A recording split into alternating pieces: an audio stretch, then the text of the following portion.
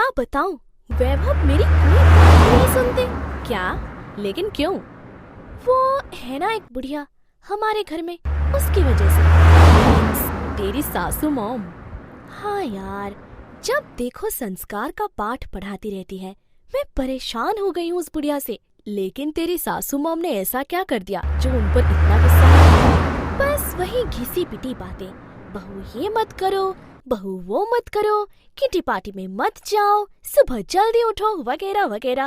मैं तो तंग आ गई हूँ। मीन्स तेरी सासू मॉम तुझे संस्कारी बहू बनाना चाहती है। हंस ले मीनल, हंस ले। अपनी दोस्त की मदद करने के बजाय तू बैठकर मुझ पर हंस रही है। अरे यार, तू तो बुरा मान गई। अच्छा चल, एक बात बता, तूने वैभव से इस मामले में बात की? वैभव का तो नाम मत ले। वो अपनी माँ के अलावा किसी की बात नहीं सुनते हैं। जब देखो। अंजलि, माँ ठीक कह रही है। हाँ। अंजलि, तेरी समस्या को सॉल्व करने के लिए मेरे पास एक ढांसू आइडिया है। क्या सच में? बताना यार। ला अपना कान ला। मीनल अंजलि को कुछ कान में बताती है तभी। अरे वाह, क्या आइडिया है यार। ये आइडिया मेरे दिमाग में पहले क्यों नहीं आया? इस धमकी से अच्छे ठीक हो जाते हैं। हाँ, तो सही कह रही है।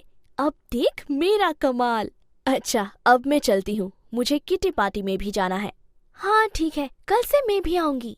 मीनल वहाँ से चली जाती है। अगला दिन।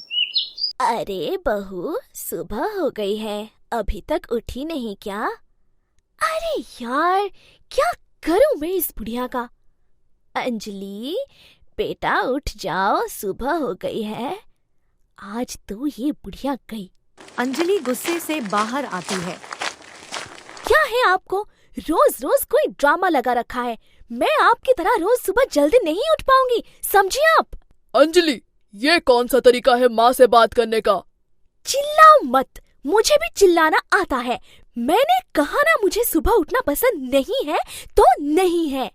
अरे वैभव, क्यों चिल्ला रहा है बहू के ऊपर? लेकिन माँ, देखो ना, ये आपसे कैसे बात कर रही है। अरे कोई बात नहीं, सास बहू में तो नोक झोंक चलती ही रहती है। और अगर आपने मेरी बात नहीं मानी तो ये नोक झोंक चलती रहेगी। कौन सी बात बहू? यही कि आज से आप मुझे सुबह जल्दी नहीं उठाएंगी और ना ही काम करने को कहेंगी। अगर माँ तुम्हारी बात ना माने तो क्या? मत मानो, मैं अपने मायके चली जाऊंगी और वहाँ आराम से रहूंगी। हाँ तो चली जाओ, लेकिन यहाँ तुम्हारी मनमानी नहीं चलेगी। चुप कर तू। घर की बहू लड़ाई करके मायके जाएगी तो बाहर कितनी बदनामी होगी, कुछ पता है तुझे? लेकिन माँ। मुझसे बहस मत कर। ठीक है बहू, कल से तू आराम से सोकर उठना, मैं तुझे डिस्टर्ब नहीं करूंगी। ये हुई ना बात। मैं चली अब सोने। अंजलि वापस अपने कमरे में चली जाती है।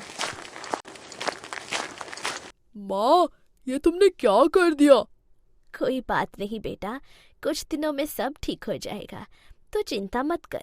पूरा 1 महीना बीत चुका था। अंजलि घर में अपनी मनमानी कर रही थी। जब भी उसे कोई काम करने को मना करते तो वह मायके जाने की धमकी दे देती। फिर एक दिन। हाँ मीनल, बस मैं घर से निकल रही हूँ, तू मुझे वहीं मिल। अरे बहू, इतनी शाम को कहाँ जा रही हो? वो मतलब बिना टोके आपको चैन नहीं है ना? लेकिन बहू, शाम का वक्त है और थोड़ी देर में रात भी हो जाएगी। ऐसे में अकेले घूमना ठीक नहीं है। अच्छा, तो आप मुझे बताएंगी कि मुझे किसके साथ मिलना है, किसके साथ घूमना है, किसके साथ नहीं? लेकिन बहू, मैं तो सिर्फ तुझे कुछ समझा रही हूँ। मुझे समझाने की कोई जरूरत नहीं है। अगर मुझ पर दोष जमाने की कोशिश की ना, तो मैं कल ही अपने मायके चली जाऊंगी। वैभव दूर खड़ा होकर अंजलि की सारी बातें सुन लेता है और गुस्से से कहता है, कल क्यों, तुम आज ही अपने मायके चली जाओ। वैभव, तू क्या कर रहा है? नहीं माँ, आज मैं तुम्हारी कोई बात नहीं सुनूंगा। अगर इसे ऐसा लगता है कि ये अपने मायके में ज्यादा खुश रहेगी तो इसे ये भी करके देख लेने दो। हाँ, मैं अपने मायके में यहाँ से ज्यादा खुश रहूंगी। कम से कम वहाँ अपनी मर्जी से तो रह पाऊंगी। हाँ तो खड़ी क्यों हो, जाओ जल्दी। हाँ जा रही हूँ, मुझे बुलाने मत आना, समझे? आए बड़े मुझे धौंस दिखाने वाले। हाँ। अंजलि अपना सामान पैक करके मायके चली जाती है। पूरे 1 महीने बीत जाते हैं। दीदी, आपने तो इससे अपना घर बना लिया है। अरे उसमें बनाना क्या है, ये तो मेरा घर ही है। आपकी जानकारी के लिए बता दूं, ये आपका घर नहीं है। शादी के बाद बेटी का घर उसका मायका नहीं बल्कि उसका ससुराल होता है। बहुत जवान चला रही है ना? रुक, अभी भैया को बुलाती हूँ। भैया, ओ भैया। हाँ अंजलि, आया बस 2 मिनट। क्या हुआ अंजलि? देखो ना भैया, भाभी क्या कह रही है। क्या कह रही है तुम्हारी भाभी? कह रही है मैं दिन भर सोती रहती हूँ और ये मेरा घर नहीं है। अंजलि, वैसे तेरी भाभी ठीक कह रही है। शादी के बाद लड़की का असली घर उसका ससुराल होता है, ना कि मायका। भैया, आप भी इनकी बातों में आ गए। अरे गलत क्या बोल रहे हैं, सही तो है। और वैसे भी हम तुम्हें और ज्यादा दिनों तक नहीं रख सकते। अच्छा, तो अब तुम मुझे मेरे ही घर से निकालोगी? इतने में अंजलि के पापा आ जाते हैं। क्या हुआ बेटा, ये सुबह सुबह किस बात पर बहस छिड़ी हुई है? देखो ना पापा, ये सब लोग मुझे क्या कह रहे हैं। अंजलि बेटा, बुरा मत मानना, लेकिन ये ठीक कह रहे हैं। मैं आज तुमसे यही कहने आया था कि तुम अब अपने ससुराल चली जाओ। इन लोगों का तो ठीक था, लेकिन आप भी। बेटा, तुम्हारे यहाँ ज्यादा दिन तक रहने से गली मोहल्ले वाले उल्टे सीधे सवाल पूछ रहे हैं। कैसा सवाल पापा? यही कि अंजलि अपने असली घर क्यों नहीं जा रही है, ससुराल में कोई लड़ाई हुई है क्या? अब मैं उन्हें क्या बताऊं? लेकिन पापा। लेकिन मुझे कुछ नहीं सुनना। अब तू भी अपने घर चली जा। सबकी बातों को सुनकर अंजलि रोने लगती है। इतने में वैभव आ जाता है। अब क्यों रो रही हो अंजलि? मुझे तुम कह रही थी कि तुम यहाँ बहुत खुश रहोगी। मुझे माफ कर दीजिए, मुझे अपनी गलती का एहसास हो गया है। ऐसा कहकर अंजलि जोर जोर से रोने लगती है। तभी सब लोग अचानक से हंसने लगते हैं। मैं यहाँ रो रही हूँ और आप सब लोग हंस रहे हो। हम इसलिए हंस रहे हैं कि तुझे अपनी गलती का एहसास हो गया है। मतलब आपको सब पता था?